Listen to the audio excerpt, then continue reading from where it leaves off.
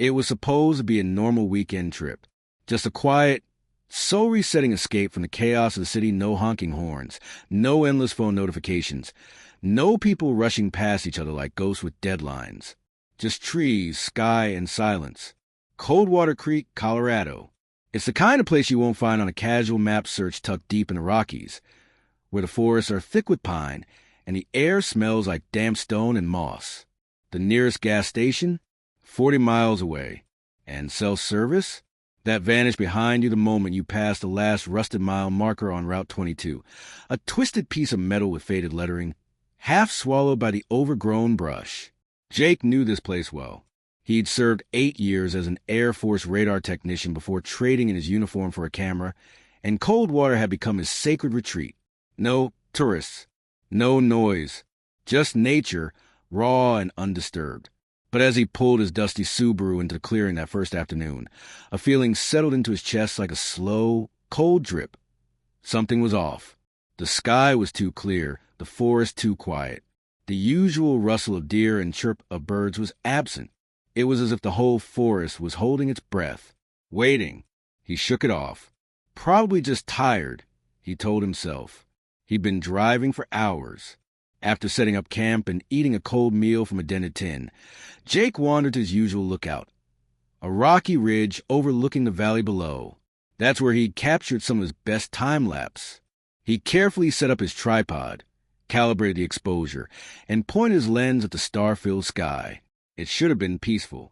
But then, something caught his eye, a sharp glint of light, too low to be a star and too still to be a plane, just hovering, perfectly motionless. A pale white orb, maybe the size of a golf ball, held at arm's length. Then another appeared beside it. Then another, for in total, arranged in a diamond pattern. Jake squinted. Maybe it was a drone. But even drones make noise, a faint whir, a flicker of red or green. These lights were dead silent. No flickering. No movement. And just when Jake reached for his camera, one of the lights literally split in half, clean and fluid, like a cell dividing. Then another did the same. The sky filled with them, multiplying like living things. It lasted maybe 5 seconds. And then, without warning, they vanished. Not flew away. Not blinked out. Vanished. No trails. No smoke. No sound. Just gone. Jake stood frozen, heart thudding so loud he could hear it echoing in his ears. His breath was shallow, every instinct in his body screaming that what he had just seen wasn't meant to be witnessed. He had seen advanced radar anomalies before, back in his military days, but nothing like this. Nothing so precise, so deliberate. He scanned the sky for any signs, any logical explanation, but the stars looked normal. The camera was still rolling, and yet that sick weight in his chest wouldn't go away. He suddenly felt watched not by animals, not by people, but by something that shouldn't be there. Something that was already too close. The second night, Jake decided he needed answers. The lights weren't a fluke, they'd move with intention, as if aware of being watched. He'd reviewed the footage from his main camera, but the moment the lights appeared, the lens distorted with interference, like a magnet had scrambled the internal sensors. So he set up motion-trigger trail cameras, 6 of them forming a perimeter around his campsite, each rigged with infrared and night vision. These were the same cameras he used to track elusive mountain lions. Reliable, rugged, impossible to trigger without movement. And this time he told no one, not even his sister, Emily, who was staying alone in a cabin 5 minutes down the dirt road. He didn't want to worry her. He didn't want to sound crazy. By 11:45 p.m., the forest was silent again, that suffocating, unnatural kind of silence, where even the insects seemed to vanish. Jake sat in the tent with his monitor in front of him, headphones on, listening to the soft crackle of the feed. Then the cameras started flashing one by one. Red LED bursts lit up the black trees like a warning flare. But the monitors showed nothing. No animals. No movement. No trees swaying. Just static. A low, almost imperceptible hum began to grow in the headphones. It started like distant white noise, but within seconds it shifted, sharper, higher, a frequency that drilled into Jake's ears and behind his eyes. The pain hit like a lightning bolt. Jake yanked the headphones off, but it was too late. Blood began trickling from his left nostril. His vision blurred, as though the entire forest had warped, stretched, like heat waves rising off pavement. He stumbled out of the tent, dizzy, disoriented, trying to breathe, and then everything went black. No warning, no struggle, just nothing. When Jake opened his eyes again, the sun was rising. His limbs were stiff, and his mouth was dry like cotton. He was lying outside his tent, not inside it, face down in the damp earth. The cameras were all intact, still standing, but his watch had stopped at exactly 3:13 a.m. He blinked, trying to make sense of the scene. Then he checked the SD cards. Every single one was unreadable. Corrupted files. No thumbnails. No data. Just silence where there should have been answers. It was as if whatever had happened had erased itself. As the day wore on, Jake couldn't shake the nausea. The headache throbbed just behind his right eye. That's when he noticed something new, something chilling. On the inside of his left forearm were 3 tiny puncture marks, arranged in a perfect triangle. They didn't bleed. No redness. No bruising. Just 3 clean, almost surgical holes, like a biopsy had been performed under perfect control. He ran his fingers over them, no pain. Just the cold realization that someone or something had touched him, had accessed him. He showed Emily later that day, under the pretense of asking if she'd seen any spiders. But she brushed it off. "You're probably just dehydrated," she said, handing him a bottle of water. But Jake knew better. He had seen what trauma looked like. He'd seen the aftermath of top-secret flight tests, of human experimentation, of radar anomalies that had no logical source. And this wasn't natural. These weren't spider bites. They were a calling card, a message, or worse, a mark. On the 3rd night, the forest felt different, not just silent but alert, as if everything alive had retreated into hiding, leaving only Jake and something else to occupy the dark. The air was thick, motionless, like the space before a thunderstorm. Jake had barely eaten all day, his stomach twisted in knots since discovering the marks on his arm. Every rational part of his mind told him to pack up and leave, but something stronger kept him rooted there. Curiosity, maybe, or something deeper. He sat near his tent with his night vision scope mounted, scanning the ridge where the lights had first appeared. At exactly 12:04 a.m., they returned. But they weren't distant or high above this time. They were low, hovering just beyond the treetops, glowing with an unnatural, milky white intensity that seemed to pulse with intelligence. Jake could feel them, not just hear or see, feel. A deep, low hum vibrated in his chest cavity, like standing next to a jet engine muffled by 10 feet of concrete. But there was no wind, no sound, just vibration and light, the kind that made your bones ache. Jake raised the scope, heart hammering. He zoomed in on the largest orb. It was partially obscured by the tree line until it moved. Not the light, but something in front of it.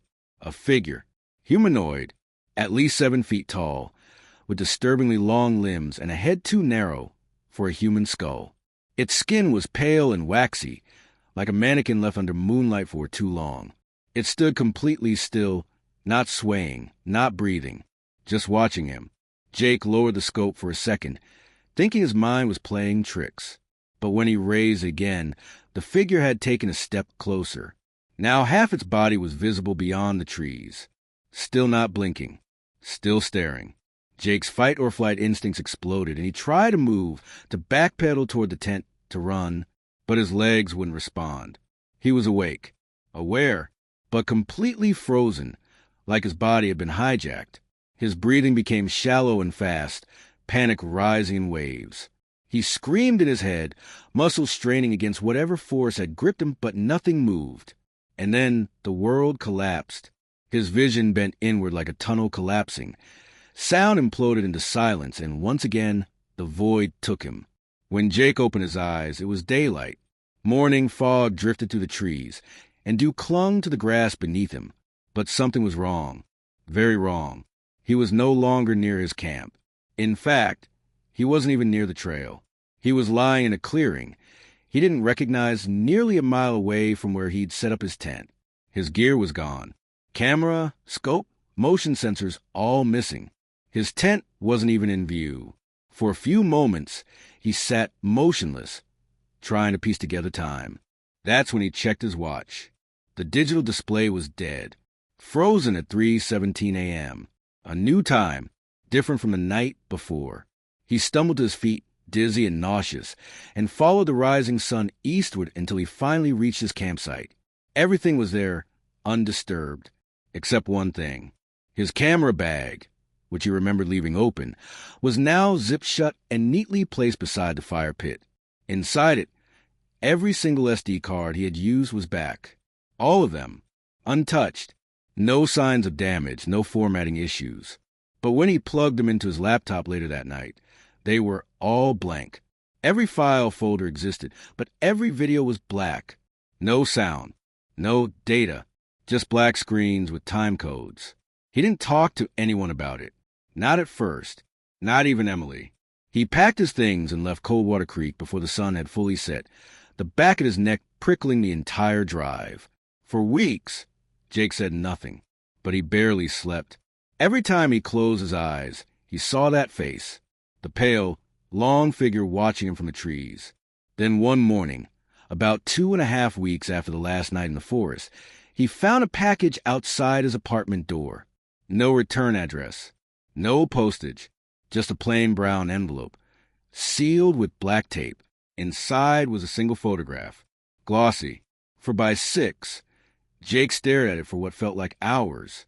It was a photo of him, standing in the middle of the forest, eyes wide with panic, mouth half open in a silent scream. The flash from the camera had lit the fog behind him, and in that fog the figure was there. Tall, thin, silent, watching, the same posture, the same expressionless face. Only this time, Jake wasn't the one behind the lens. Someone else had taken the photo. He turned the picture over. On the back, in faint pencil, just one word. Soon. Coldwater Creek is now fenced off by the federal government, wrapped in layers of bureaucracy and half-truths.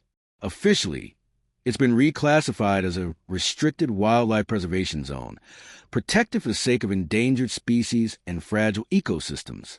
Tall barbed wire fences line the entrance roads, and black government SUVs patrol the area twice a day. Satellite images of the region are blurred out on mapping services, marked with generic tree canopies, and stock images that don't quite match the terrain. Signs warn of environmental hazards and sudden sinkholes. But the locals, the ones who've lived on the outskirts for generations, know that the real danger isn't underground. It comes from above, from the tree line, from the sky.